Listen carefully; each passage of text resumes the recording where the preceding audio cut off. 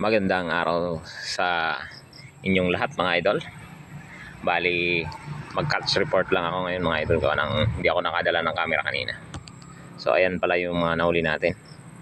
Bali, 3 talakitok na good size, tsaka isang emperor fish, tsaka ayan, tsaka ito isang malaki na umabot ng 2.4 yung malaki na yan mga idol.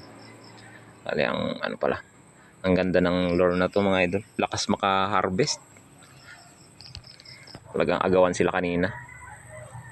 Ayan lang mga idol. Bali, enjoy fishing sa inyong lahat and God bless. Bye bye.